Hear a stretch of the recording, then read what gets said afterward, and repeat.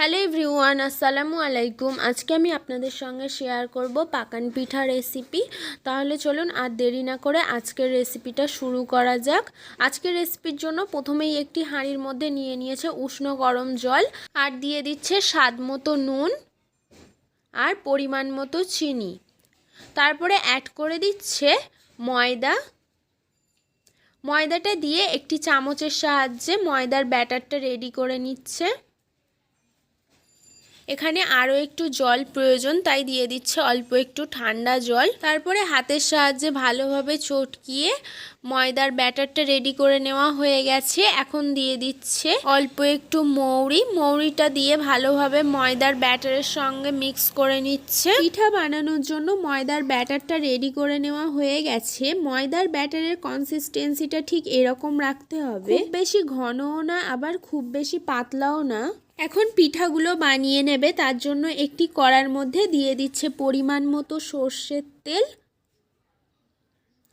সর্ষের তেলটা গরম হয়ে গেছে। এখন গরম তেলের মধ্যে ঢেলে দিচ্ছে অল্প একটু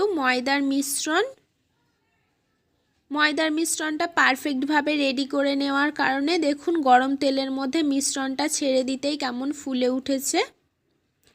এক পাশটা ভেজে নেওয়া হয়ে গেলে অপর পাশটা উল্টিয়ে দিচ্ছে। এইভাবে ভালোভাবে উল্টে পাল্টে একটা পিঠা ভেজে নিচ্ছে।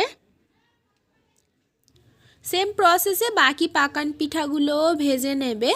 আরও একটা পিঠা আপনাদেরকে ভেজে দেখাচ্ছে। দেখুন কেমনভাবে ফুলে উঠছে পিঠাটা। পারফেক্টভাবে ময়দার মিশ্রণটা রেডি করে নিলে প্রত্যেকটা পিঠাই এরকমভাবে ফুলবে। সবাই তো চালের আটার পাকান পিঠা খেয়েছেন, কিন্তু এইভাবে ময়দার আটার পাকান পিঠা যদি খেয়ে থাকেন তাহলে কমেন্টে লিখে জানাবেন।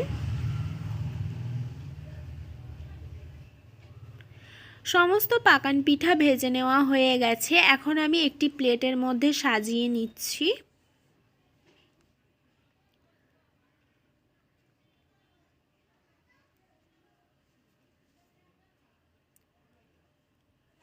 প্রত্যেকটা পিঠাই দেখুন খুবই সফট হয়েছে এবং তুলতুলে। আপনাদেরকে একটা ছিঁড়ে দেখাচ্ছি পিঠার ভিতরটা ঠিক কেমন পকেটের মতো হয়ে গেছে ফুলে গিয়ে। এই সফট নরম তুলতুলে পাকান পিঠাগুলো খেতে কিন্তু দুর্দান্ত স্বাদের হয়েছে।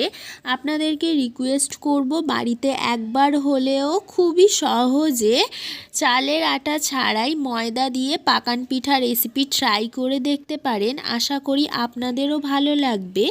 আজকের রেসিপিটা এই পর্যন্তই। আজকের রেসিপিটা ভালো লেগে থাকলে হাবিবার রান্নাবাটি চ্যানেলটিকে সাবস্ক্রাইব করে অল নোটিফিকেশান অন করে রাখবেন। ফিরে আসবো আবারও নেক্সট কোনো রেসিপি নিয়ে। সম্পূর্ণ রেসিপিটা দেখার জন্য ধন্যবাদ।